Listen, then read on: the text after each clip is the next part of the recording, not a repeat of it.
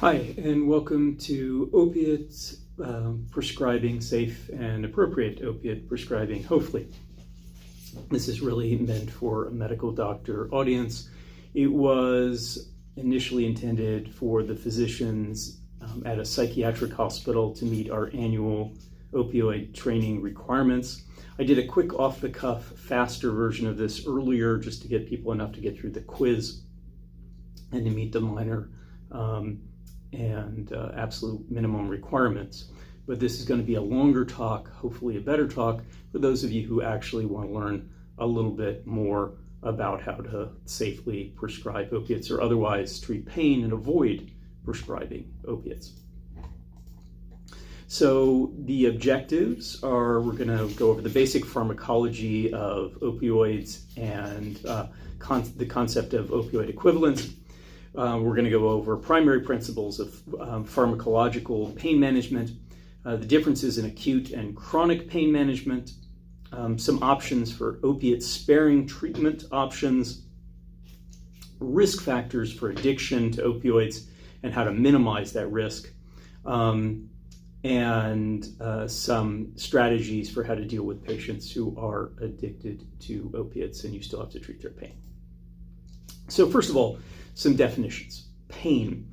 We all probably think we know what pain is, and you probably do, but there is a particular definition used in the medical field, which is the unpleasant sensory and emotional experience associated with or resembling that associated with actual or potential tissue damage. In other words, things that feel like they hurt you.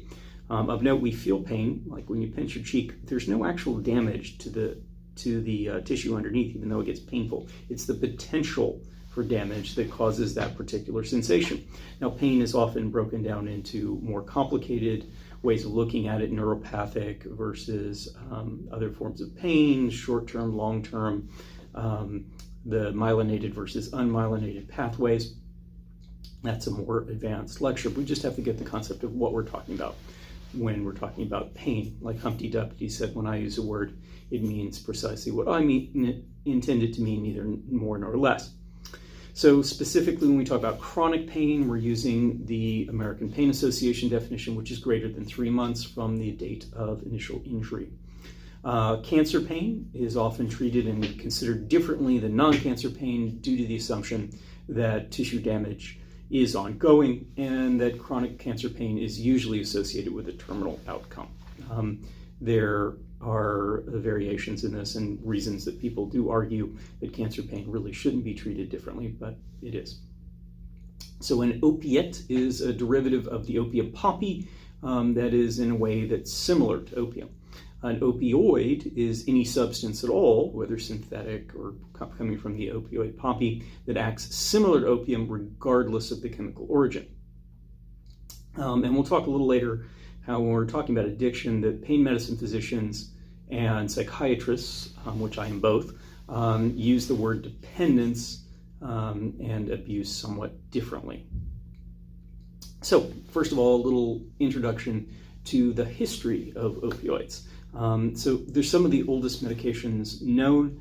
The Sumerians called it the happy plant, and some of these engravings go back basically as old as civilization, 5,000 years or so. There's a picture up here of what an actual opium poppy looks like and the liquid that seeps out of it that is eventually distilled into various opiates. So if we look at actual opiates, things that are derived from the opium poppy, of course, there is opium itself, which comes in a couple of different street versions based on whether it's coming from the poppy milk or ground up poppy, basically, and that's as old as civilization. The most sort of big popularization in the West of an actual pharmacological product that was sold to something was laudanum, which is where they used alcohol to extract what at the time they didn't know the particular compound from poppy milk, and that goes back to 1676 was the first time. There was actually a patent back on it way back then. So eventually someone figured out that there's an active ingredient, and modern chemistry and methods of extraction came along, and we extracted morphine, the active component, and that occurred about 1800. There's no one particular person who's credited with that. Later we realized there's more than one compound in there, including a weaker one, codeine, which in fact later gets metabolized into morphine within people, but it's less active, and it could both be extracted and chemically synthesized as well. So it can be either an opiate or just an opioid, and that was made first in 1830. Now heroin came along in 1874, which is a chemical modification, which is actually intended to be safer and thought to be less addictive than opium. Obviously, that turned out not to be the case. By the way, heroin is not really as different as you might think. It's actually still legal in a number of countries as a means of pain control. It's just that it's more potent on the brain because it crosses the blood-brain barrier more quickly and then gets converted to morphine there. And that's been around since 1874. Hydrocodone, or hydrocodone, sorry, I should say, which metabolizes to an active metabolite, oxymorphone, was synthesized in 1916, and hydrocodone, which metabolizes to an active ingredient of hydromorphone, in 1923. So all of these substances are pretty old. Even when we look at the synthetics, which really came into place in World War II, largely in Germany, because Germany couldn't get access to opium poppies, so they needed synthetic. So the first one really made was methadone, but it never turned into a practical pain treatment at that point because it couldn't be mass-produced. But the Germans did manage to mass-produce Maperidine, which the brand name is Demerol, it was, again, thought, like heroin, to be safer initially, but this turned out to, again, be not the case, and it actually has higher degrees of toxicity, if not addiction problems. It has serotonin and anticholinergic properties. It makes a toxic metabolite that can cause seizures. It can interact with other serotonin agents and cause serotonin syndrome. It's still used in post-op anesthesia for various reasons, but it's rarely used as a regular pain med. Fentanyl, which you may have heard a lot about in the news these days just because it's so potent, milligram for a milligram, was first synthesized in 1960. There's actually variants of it which are even more potent, like things like norfentanyl. Ultram, which was specifically, or tramadol is the generic name, was specifically synthesized to be a weaker opiate, and that was made in 1963. And then buprenorphine, which is actually used for addiction as well as pain treatment because it both turns the receptor on and off, came around in 2002. So interestingly, despite we thinking of the opioid epidemic as being sort of a modern thing, that these drugs have all been around for a long time, with the possible exception of the one that was actually made to treat addiction. So why didn't we develop problems earlier? Well, to some extent, we actually did. So the opioids probably came to America with the Pilgrims. There are indications in early logs that laudanum was present in early Plymouth and Massachusetts. And so in terms of the causing problems, they're believed to be one of the contributors to Thomas Jefferson's death. Thomas Jefferson actually grew opium poppies on his plantation at Monticello. Was being treated for some pain conditions later on. He clearly developed dependence on it later in life, if not addiction. And it, again, is thought to have contributed to his death. For a long time, they were considered fairly harmless. They were used as treatments for pain, for diarrhea, and just for a general calming effect. We encouraged them to give them to children, soothing syrup. And they weren't even marked as ingredients. They were just slipped into everything, from soft drinks to tonics to everything. But they did start to get recognized as a problem. China fought a war, the Opium Wars, which they lost, but to try to keep out morphine and opium imports from England. But in the United States, in 1906, the government first decided that we at least had to label the products to say that they included morphine, to say that dangerous or addictive drugs had to be labeled. And in 1909, there was a decision made to ban the use of opium that was used specifically for recreational purposes. So things like opium dens got banned. And then the thing that really shook up the game was the Harrison Narcotics Act, which put a tax on them. And as part of taxing them, you actually had to track who was making them, who was giving them out. Physicians were still very much allowed and encouraged to do so, but the tax did, interestingly, put a dramatic curb on how these were used. Of course, used everywhere, even in the fictional world of Westeros.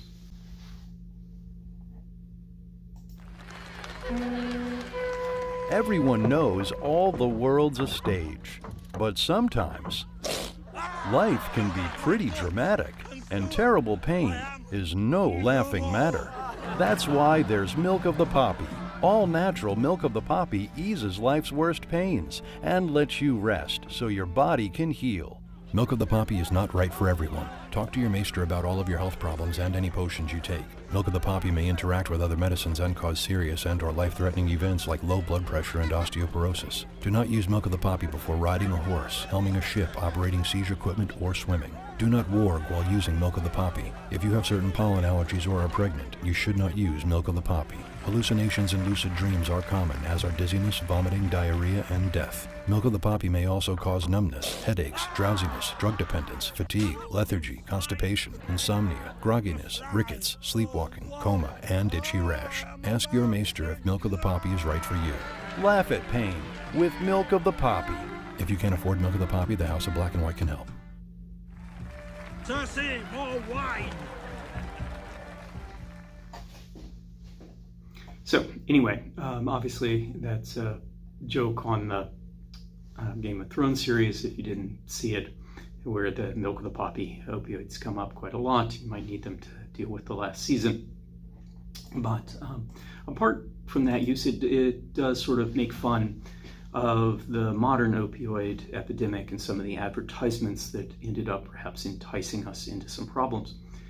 In terms of the history of this, a lot of people trace the problem back to a particular article, or actually really was published as a letter to the New England Journal of Medicine, which is probably the most important journal read by physicians other than possibly JAMA, in which some researcher tracked almost 12,000 patients who were given opioids while they were hospitalized, followed up on them, though the details of how they did this were never exactly spelled out, but said of all of these, thousands and thousands of patients who'd gotten opiates, only 4 became addicted.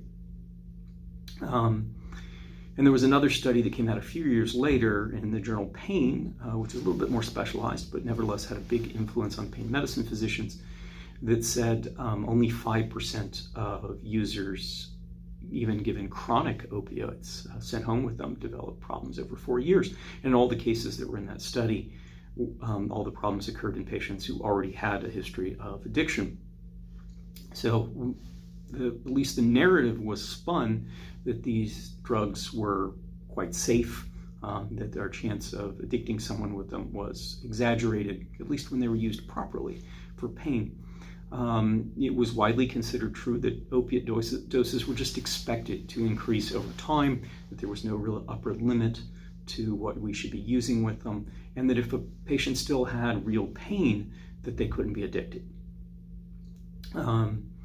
Several studies showed that pain was being dramatically under-considered in physicians, that we didn't ask, that people didn't tell us about it, but often that patients were suffering in silence for fear of being labeled drug seekers or other things, and we're dealing with a lot of pain. And the American Pain Association in particular, or American Pain Society, I should say, recommended that pain be considered the 5th vital sign. That is still considered the case, but it's been quite controversial in that all the other vital signs are based on an objective measurement, and pain, of course, is an entirely subjective experience. In the 1990s, again, harking back to this commercial that we just watched, there were a lot of new products on the market, particularly long-acting opiates like OxyContin, which were advertised to be at lower risk of addiction or abuse. You notice this theme keeps coming up. We keep coming up with things that are supposed to be foolproof, but nothing is foolproof because fools are so ingenious, and people came up with ways to abuse them. And because this medication was thought to be safer, because it was long-acting, that you couldn't get a quick high like addicts are usually looking to do because it comes on very gradually. They said with oxycodone, you could use much higher doses, but what ended up happening, the addicts were actually crushing this and getting it all at once, basically be able to get their high and able to get much more of the opiate. Despite knowledge that this was probably happening, the companies sort of hid this knowledge and continued to advertise them in a very aggressive and possibly criminal way. But in the meantime, even things like the Joint Commission, what was called JACO at the time, it introduced formal aggressive standards for pain control and patient satisfaction in how hospitals were graded and got paid. This was the standard. This is what, everyone was telling the hospitals to do, is you're under-treating pain, we need to do more of it, and if the patient is telling us you have a score of 10 out of 10, you basically have to keep treating that until they stop reporting that. Now, JACO, by the way, has disputed their role in this, saying that they told people to prescribe responsibly, but nevertheless, that was there.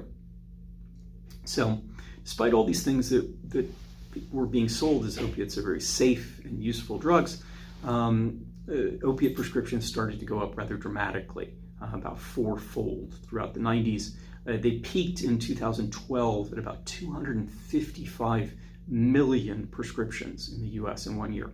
The US is using now 80% of the entire opiate supply of the world. So somehow, Europe and Asia, places that have money in pharmaceuticals, are managing to control pain without this many opiates, but we're using them all up. And we start to see some bad things happen. By 2017, opiates are involved in over 2/3 of all overdose deaths. Used to be psychiatric meds for the most part, because psychiatric patients are the people who overdose. But opioids became the big offender, and it reached over 70,000 overdoses a year. Not all of those fatal, but still bad. And we discovered that these maybe weren't as safe as we thought. That individuals prescribed opiates, if you looked at people got them as an outpatient, were 13 times more likely to end up as addicts as someone who hadn't been introduced to them by their physician. It didn't mean that people didn't seek out heroin by other gateway drugs, but we were clearly creating addicts. And in some populations, in high-risk populations, far from that 4 cases in 12,000 that was reported earlier, in some populations up to 50% of individuals seem to be getting addicted. Big thing that brought a lot of this to light, white male privilege and all such, but for the first time in American history, the overall life expectancy of white males went down, and this was largely attributed to the opioid epidemic. And also, the problems weren't just addiction and overdose. That's what got all the attention in the press. But as addiction, was thought to be the main issue, we forgot that there are medical complications as well. As patient satisfaction scores went up, as we were taught to feel good, those were actually correlated with increased admissions. People were coming to the hospital to get their drugs. So higher costs and higher morbidity and mortality in that. So the higher the satisfaction, happy patients are dead patients in a lot of cases with these drugs. And the opioids had a number of other side effects we'll go over later. The other big thing in all this is the whole point was to control pain. And when we were looking at these overall pain scores didn't go down on average across the country. There was just as much pain in America, despite 4 times as much opioids. And function was not improving at all. So, medical risks of this, beyond just addiction, there's respiratory depression, so breathing slower, which obviously if it stops can kill you, but causes all kinds of problems in other areas. You kind of need oxygen. Constipation. If you saw train spotting, that scene where suddenly I was no longer constipated. When you stop them, but when you start them, constipation is a big issue. Nausea and vomiting, urinary retention, itching, cognitive impairment, and overt delirium, particularly in the elderly.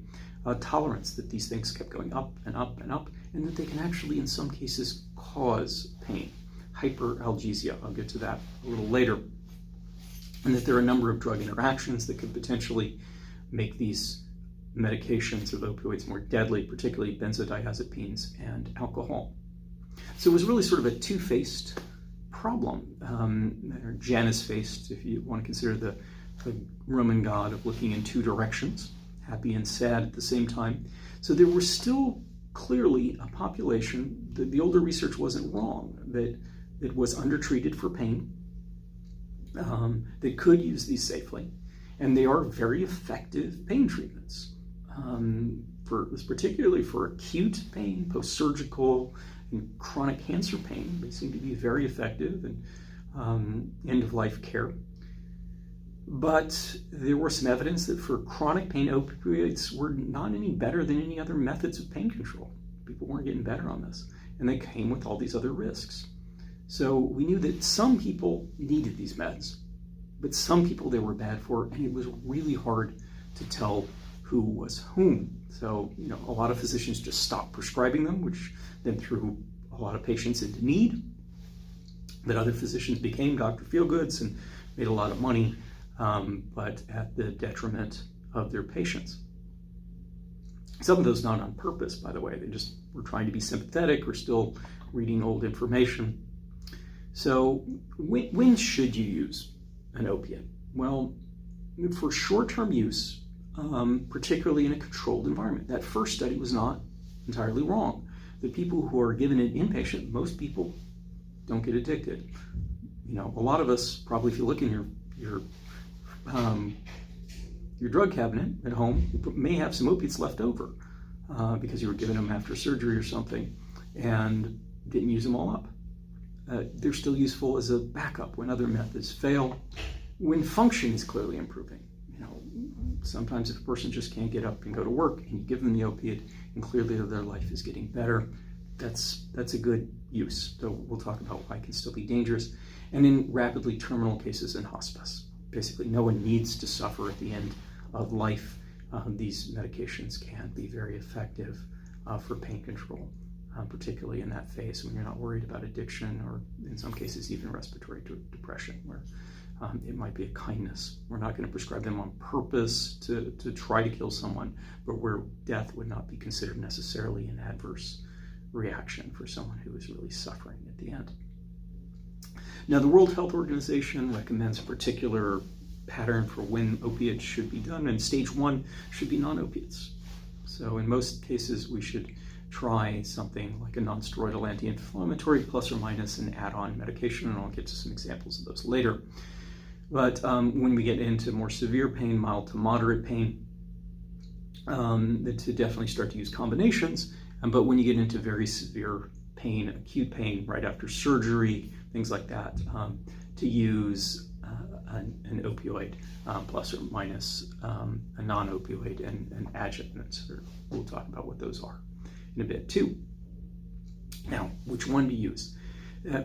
A lot of people bend themselves in knots out of this, and I'm not going to lie. Again, I talked about Maperidine having some problems that maybe some of the other ones don't, and there are advantages. Some docs really like Dilaudid because it doesn't cause as much itching and it's more potent, and you can get a lot of it in a small space and that sort of thing. And some people hate it because they don't come in small enough doses. Some docs like codeine because in general you're not giving as much opiate. Though for codeine to actually be effective, by the way, it has to actually metabolize into morphine. It's just not very much of it does, which it's acting as morphine. But you can convert back and forth between these. They've been fairly well established what the milligram for milligram equivalents are.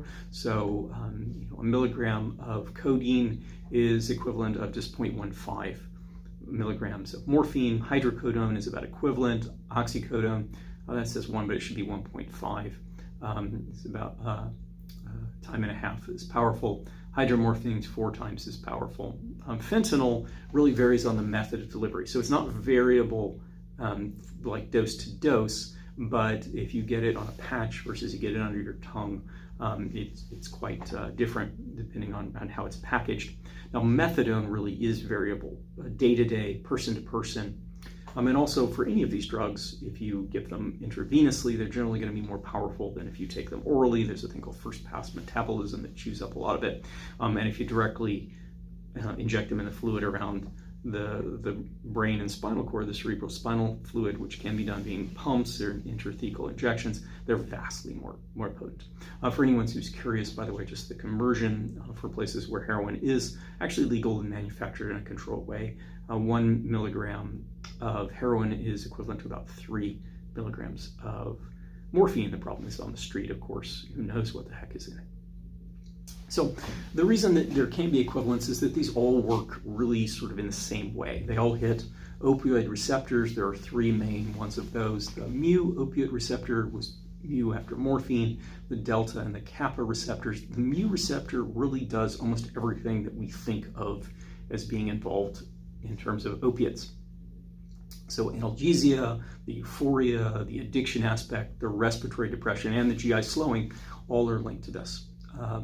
The delta, interestingly, may alleviate depression. And there's some interesting things about in terms of, opiates can be powerful depressants, especially in chronic use. But in short-term appropriate use, like this has been looked at in combat veterans, people who got high-dose opiates at the time of their injury are less likely to develop depression and post-traumatic stress disorder. And that may be just because they're less traumatized by their pain, but it might have something to do with this delta receptor.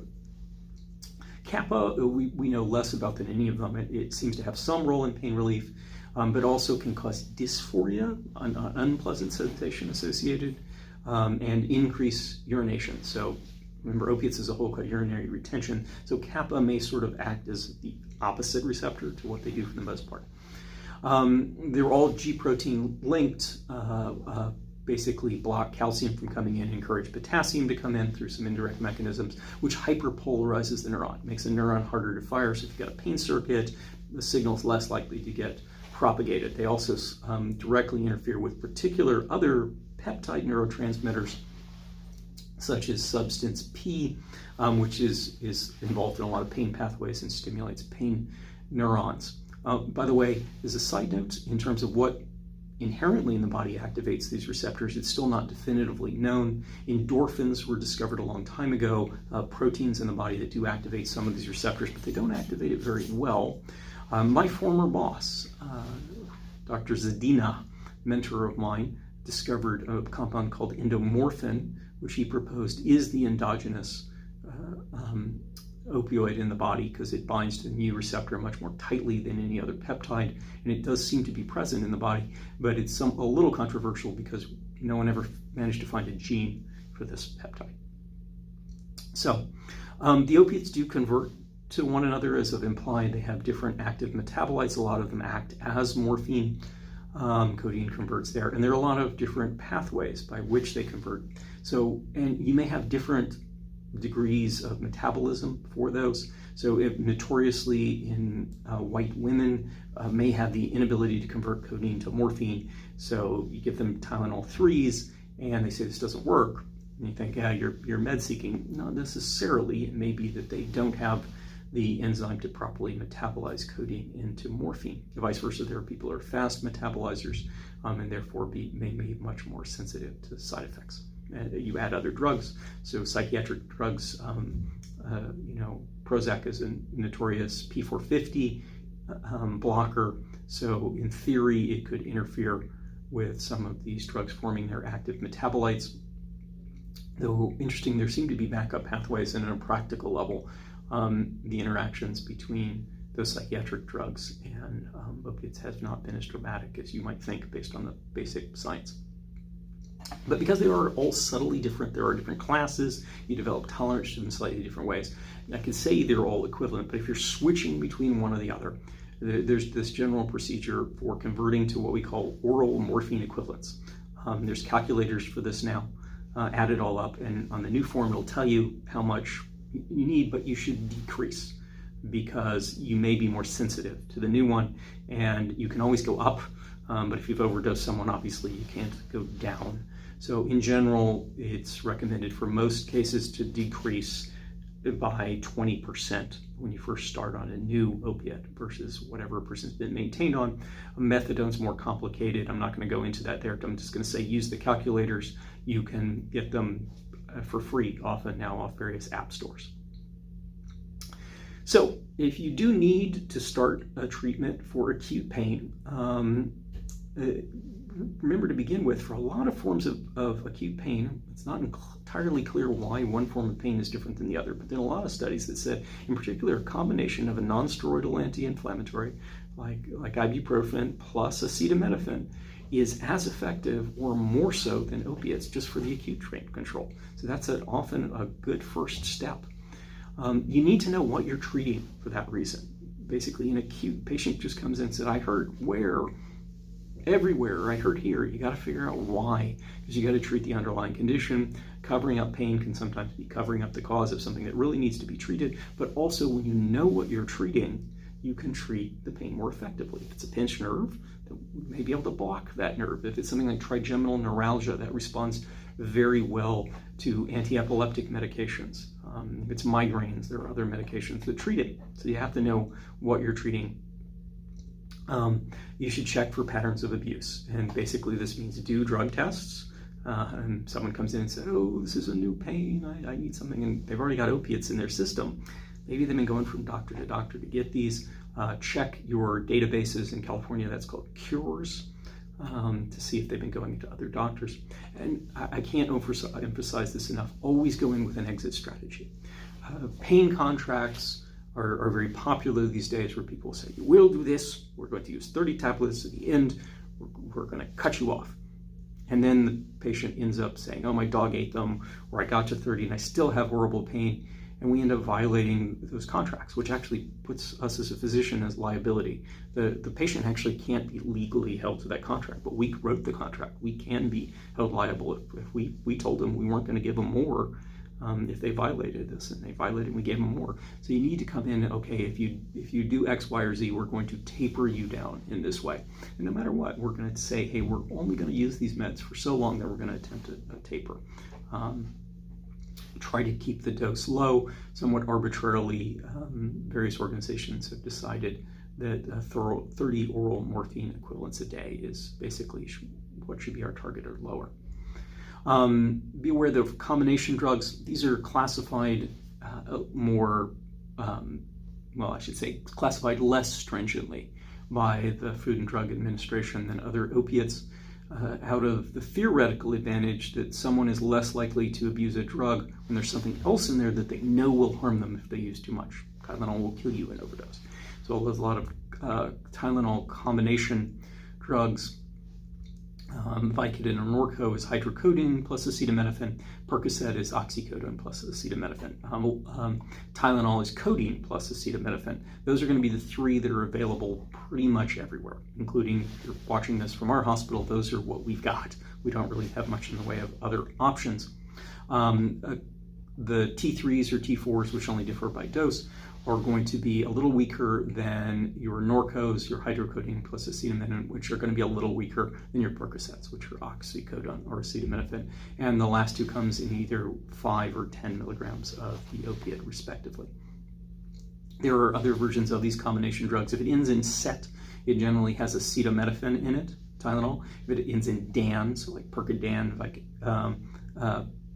Vicodin, Percodan, it comes with aspirin, and if it ends in ane, Vicodin, it has ibuprofen in it as the combination drugs. There are some tamper-resistant formulations. I mentioned oxycodone earlier. It's developed as a way to lower addiction, that slow-release thing, but then people crushed it, and were then shooting it up or snorting it and getting it all at once. Well, modern OxyContin now has a crust-resistant aspect to it. So if you smash it, there's actually a chemical that's released that destroys the opiate. So in theory, that can improve things. Who knows, somebody will probably come up with a workaround for that as well. The way you can prevent it from being injected after being ground up is to mix it with naloxone, which is an anti-opiate. It blocks the receptors. The opiates just don't work That's how you wake somebody up if they had respiratory depression from it, which is really dramatic to watch. If you've never seen somebody pass out and get that, it's really impressive. But naloxone gets destroyed if you swallow it. But if you ground this drug up and you try to inject it, then naloxone would block the opiate from being affected. So that's present in a morphine compound that's in beta. And then also in the one that's used for addicts, the Suboxone, is buprenorphine plus naloxone. So I mentioned what is long-term and what is high dose if we're talking about transitioning from acute to chronic. I mentioned this earlier, but chronic is 3 months or more. High dose is 30 oral morphine equivalents or more. And again, reminder that cancer pain is treated differently. So the take home from all of this, when you're thinking about chronic pain, don't prescribe opiates for chronic low back pain unless you really, really, really, really know what you're talking about, because long-term they can be problematic. And why is that? Because high dose and long-term use may also not be helpful. Opiates are actually pro-inflammatory. They cause pain. So even though there's this acute blocking of the neuron effect that gives you immediate relief, that you may actually be building up pain via inflammation, which may be one of the main reasons that doses increase over time. You do also develop tolerance in terms of the receptors and metabolisms, but one of the big drivers may be this pro-inflammatory pain-causing effect. And eventually, after a certain amount of time, that the opiate is actually causing more problems than it's helping. This risk increases greatly at high doses, even in your patients who are reliable and non-addicted. And long-term function often doesn't improve. You can track this, but in general, in studies, long high-dose opiates don't get people back to work and back to function. So we want to look at some opiate-sparing options. So as I mentioned earlier, treat the underlying condition first is probably the most important aspect of that. The first rule of pain is pain is an indicator of something else going on, so we need to fix that.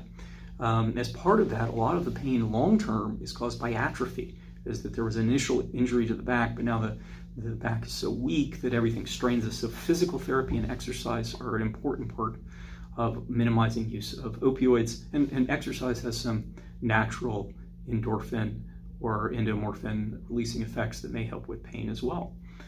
Use pain treatments that are specific to the condition. In a lot of cases, pain is pain, but there are specific forms of pain, neuropathic pain in general, nerve irritation pain, that do respond to other particular forms of medications such as norepinephrine reuptake inhibitors, or I mentioned some migraines, and trigeminal neuralgia earlier have specific treatments. You can use combinations of different weaker medications, and I'll get to those in a second. Use procedural things, nerve blocks. Send to your friendly neighborhood pain physician. Oftentimes the anesthesia pain docs don't like to use pills anymore anyway. They make more money off the injections, but also part of that is the injections are non-addictive and can fix the pain for months. You're not fixing the underlying condition, but you're either numbing up a nerve with an analgesic or overtly burning it away so you can't feel anything in the nerve, or sort of pulsing it with magnetism or a stimulator to make the nerve not transmit pain signals. As part of that, there's some stimulators that even a primary care doc can prescribe. Tell the patient to keep working as a psychological intervention. Function is a great predictor of pain recovery. If you've got nothing to do but sit at home and focus on the fact that you're hurt, it'll just make things worse.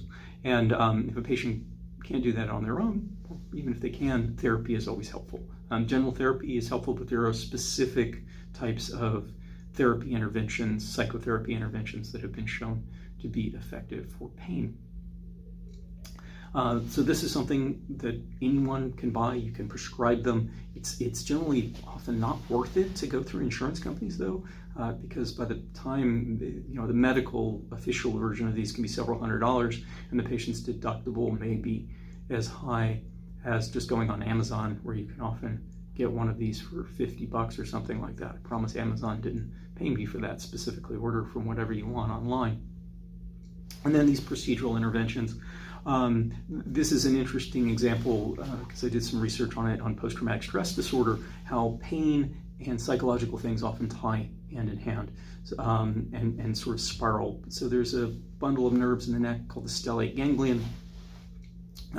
which is related to sympathetic function, the control of, sweating, our eyes dilating and things like that. That in certain pain conditions, particularly complex regional pain syndrome, which is just an awful thing to have, that there's this sympathetic overload where people flush and have these other things, but also just grievously painful. And blocking that nerve seems to cause this sort of global improvement in pain there. But it also seems to cause an emotional effect and has been used to treat depression and post-traumatic stress now. So sort of this interesting circle there.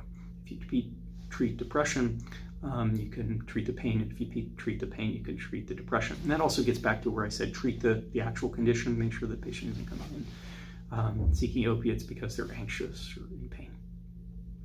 So in terms of specific prescriptions for opiates, the basis is still going to be the things that most of us are familiar with. So non-steroidal anti-inflammatories like ibuprofen or the COX-2 inhibitors, which got a little bit of a bad reputation because of the cardiac issue, but they're still safer for the stomach, for GI irritation if that's your issue.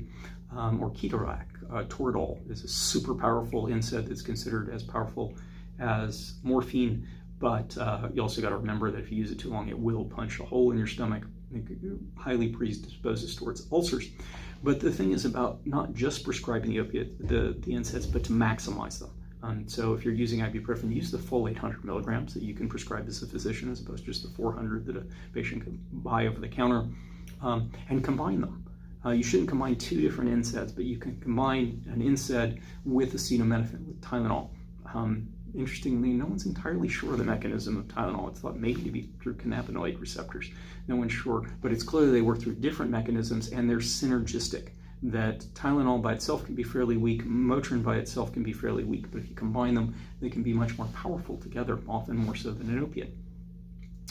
Particularly in neuropathic pain, nerve irritation pain, that's sort of achy, annoying, it kind of shoots down my leg, but I don't know exactly where it is pain. There are specific medications that can be helpful for a psychiatrist. A lot of those are psych drugs.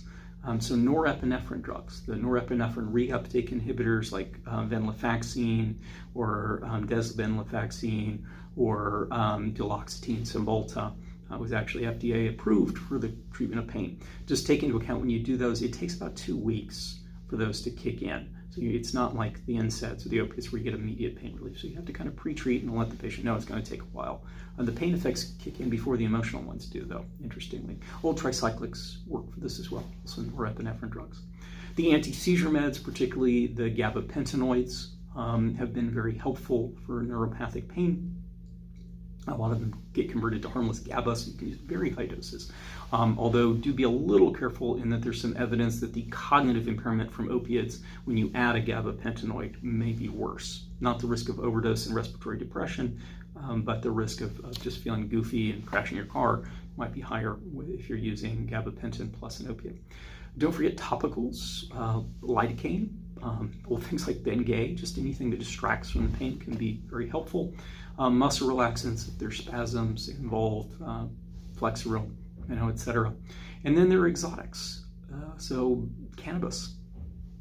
As a psychiatrist, normally the last thing in the world you'd think I'd be ever recommending is medical marijuana. I think as a whole it's a crock, but the overall risk of cannabis versus that of opiates makes cannabis look fairly good in terms of its addiction potential, its overdose potential. I'm still not recommending if you can do other things, but it particularly now there are these compounds that involve CBD, which seems to have most of the pain relieving properties as opposed to THC, which is the part that makes you high, that may be fairly harmless and give pain control. They're inconsistent. There are overt anesthesia drugs that still seem to give lasting effects even after the anesthesia, things like ketamine or etomidate. Again, psychiatrists may be familiar with ketamine in terms of its treatment for depression as well. You do dose it a little differently. You generally give an infusion, not just a single push when you're treating pain. And then one really sort of interesting one is Zoconotide, which can really only be used intrathecally, so in the cerebral spinal fluid, so probably not something casual user is going to be using. It is a snail toxin from this cone snail that has some really cool pain relieving properties without addiction, but again, it's really only used in pain pumps. So when you're doing this, who do you have to be careful of? Well, it's interesting. The medical complications and the addiction complications come in different populations. So when you look for risk of medical complications, it's dose, dose, and dose. And that's actually sort of the amount times the time. The amount of opiate the person's getting in their system all together over time is the risk for just dying of this. So a person, again, might not be addicted, but as the dose escalates, they could crash their car, they can end up taking another medication that actually interacts. They could be off it for a week and their tolerance could alter. And now they go back on the super high dose and it kills them. So really for medical complications, it's the amount of opiate that somebody's getting. Age is a risk factor. Older people are more likely to develop all kinds of medical complications. Obesity is a risk factor for respiratory depression, which ties into sleep apnea or any breathing problem. Because again, the way that opiates kill you is suppressing your breathing rate. By the way, oxygen saturation is not such a good monitor for this because oxygen sats don't drop with opiates until you're almost dead. It's the breathing rate you need to look at in terms of the risk. Polypharmacy, again, interactions with other medications. I mentioned alcohol and benzodiazepines. Interestingly, when I was training in pain, we tended to try to use benzos a lot to try to minimize the opiates, but it's since come out that the risk is actually higher in combining them than just in giving higher dose of the opiates.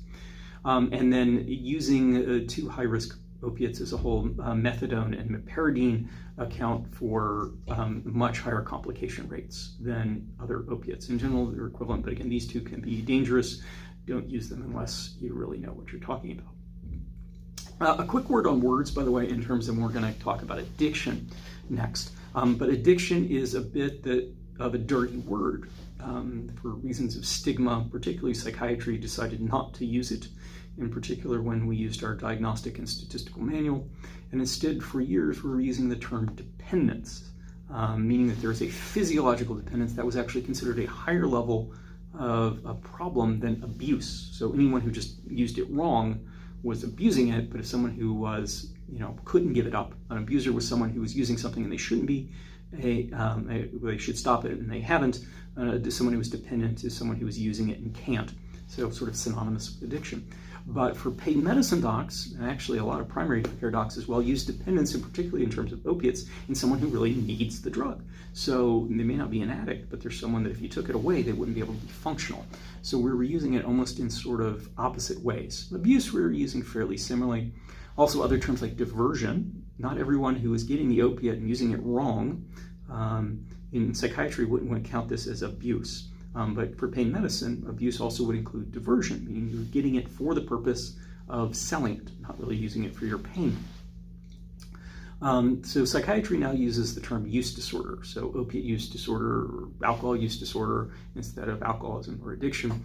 Where your politics are on this are what they are, but just be aware the terms can be confusing. So I'm going to still use addiction despite the taboo. So risk factors for addiction. Prior history of opioid addiction is the obvious number one risk factor. You still may need to use them. We'll get to that in a second, but prior history of opioid addiction is the number one risk factor, followed closely by history of addiction to anything, even something like cigarettes. Smokers are at higher risk, probably because they have a slight propensity more towards addiction when using cigarettes. Having any sort of psychiatric history, so depression, post-traumatic stress disorder, schizophrenia, bipolar, all of them dramatically higher risk factors for addiction. Unfortunately, if you're treating a psychiatric facility like I am, and some of you maybe, you don't have an option. You still got to treat your psych patients, right? If they're in pain, but just be aware that they're at much higher risk of addiction. Chronic pain without unclear cause, that might be because some people are malingering, and it might be just, quote, functional pain when it's become, basically the nerves have learned to feel pain, even though the original tissue damage is no longer there, does not respond particularly well to opiates. Low functional status as a whole, if you're not working, that's a big factor of addiction. Again, nothing to distract you. A history of trauma actually is an interesting risk factor. Again, we don't want to judge people for their trauma, but we do have to be more careful and aware that we could be doing them harm. In trauma, again, for PTSD, if you treat their pain early, they have a less chance of getting post-traumatic stress and being traumatized. But if they've already been traumatized, whether that's from their pain or from sexual assault or car accident or war, they're at higher risk of addiction. And unlike the medical complication where old folks are the ones at risk, with opiates, young people are the ones at risk, going well into middle age, by the way. But as you get much older, if you've gone through life and you haven't got hooked yet, your chances is much lower. So there's also an interesting thing that's sort of fallen out of favor, but it's worth knowing about, called pseudo-addiction. So often a lot of us get used to being able to recognize what an addict looks like, right? Their tolerance goes up. They keep needing more and more opiate. They're drug seeking. They're always asking you about the opiate. They're always focused on the opiate. They look like they have a personality disorder. They're just irritable, and they start to develop these psych symptoms where you think they're actually treating their anxiety or their depression. They may start abusing other substances. Again, if they're addicted to one, they're probably an addict to this, and they're constantly reporting their pain. But what causes pseudo-addiction? Pain, not the opiate. So again, someone who's in chronic pain may need more opiate. Of course, they're going to be drug seeking. They're in pain. They want more of their pain reliever. They're going to be irritable and depressed and anxious because they're in pain. They may turn to other substances to try to get that pain relief. And again, they're constantly reporting the pain. To some extent, the way that we used to say clearly to differentiate between these two is that someone with true addiction gets worse if you give them more of the drug. Their function goes down. You give someone who's addicted more opiates, they don't go to work, they don't interact with their spouse. You give someone who is pseudo-addicted pain medication, they now feel better because their pain is better, they go back to work, they interact with their spouse, that sort of thing. This may well be true, but the pseudo-addiction concept was used as part of the justification for always just continuing to treat the condition with an opiate if it allowed their function to continue, but that forgot the medical issues. Again, that opiates are pro-inflammatory.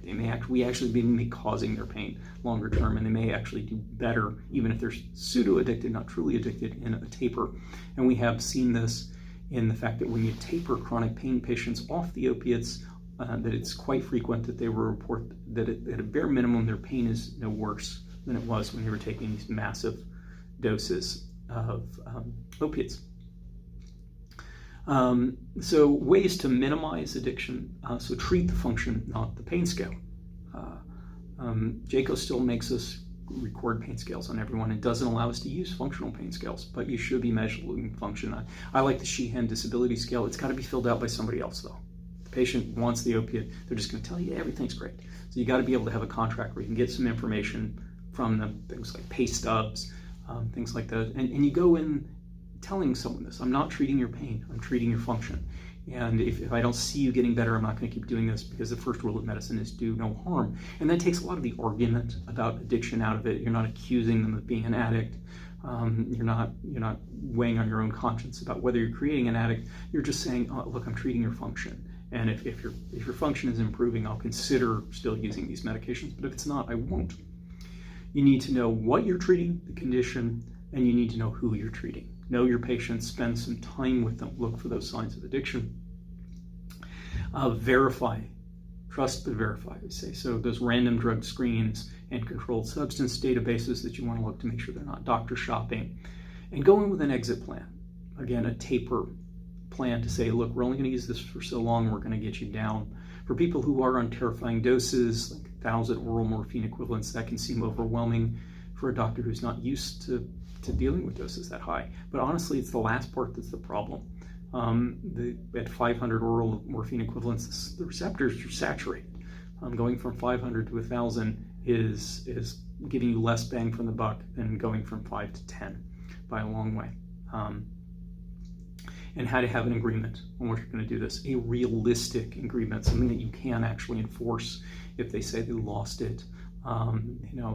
That there's going to be a limited number of times that could happen. If so, I'm only going to give you a limited supply, etc. Don't just say, I'm going to kick you out of my clinic if you do anything wrong at all, because you can't force that. It's patient dumping, if nothing else. Do remember that even opiate addicts need opiates from time to time. If you have surgery and you're an opiate addict, you want to get the patient, an addict or someone who's using chronically, down on as low a dose as possible going into this, because they're going to be hyperalgesic from the pro-inflammatory effect, but you still may need to use the opiate there, but try using a controlled environment. Again, you know they can't overdose because I'm only giving you the right amount. You can even still use patient-controlled anesthesia, but it's got a limit. So again, if they pass out, they can't push the button. And monitoring their breathing rate. Still minimize use. Try to use the lowest doses. Plan in advance in those patients. Put them on the SNRI 2 weeks or even a month in advance so that they have less pain when they go into this when the opiate is necessary.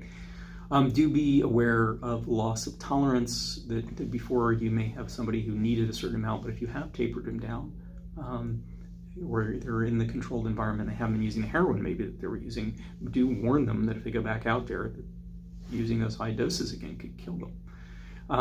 And do consider buprenorphine. The partial agonist that's been used to treat addiction also does have pro-opiate effects and can treat pain. So, boiling all of this down into Dr. McClay's 5 rules of pain management, which were not entirely mine, I just never have seen them put into this 5 specific list for things, if you're using opiates that I say are most important. 1, know who and what you're treating. 2, treat the underlying condition first before you treat the pain. Trust but verify. In other words, you still have to give the opiate addict who just had surgery opiates, but you want to verify that they're not diverting, using, adding other substances that could be dangerous in there. Check their urine for drugs. Check the database for other prescriptions. For chronic pain, treat the function, not the pain score, and always go in with an exit plan. So those are the sort of key points in all of this. We're going to do a quick quiz now, which if you're doing this for a local hospital may be required. If we ever get it converted for CMEs, it will be required. I'm not going to give the answers in the video for those administrative reasons, but we'll post them in the comments down below. So,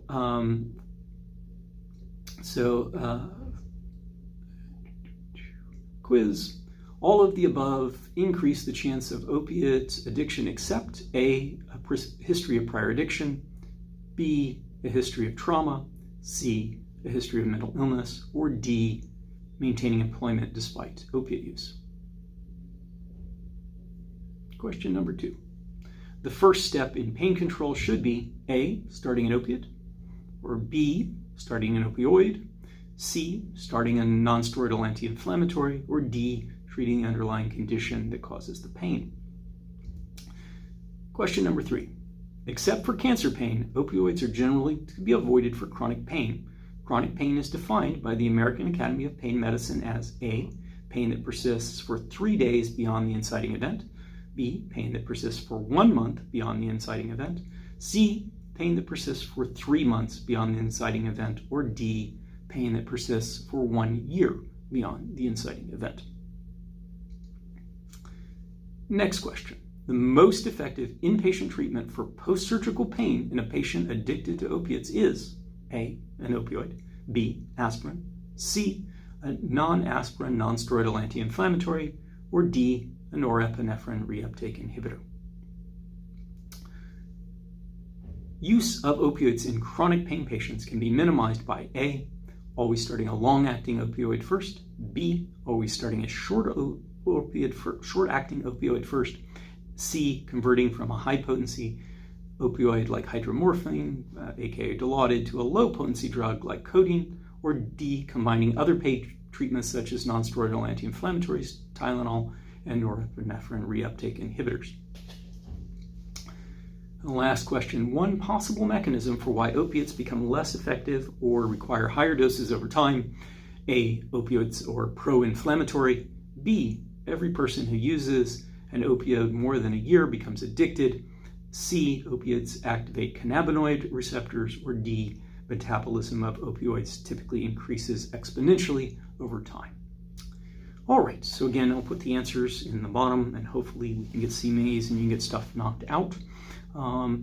If you have other comments on opioid or pain control, please add them in the comments. Appreciate that. It's also just nice to know that somebody watched this. I am doing other lectures on Introduction to Psychiatry and some other topics in the MD, PhD, ETC lecture series. So please look for those, like, subscribe, etc. Or just let me know, hey, that you watched this and how I can make the next one better. Thanks.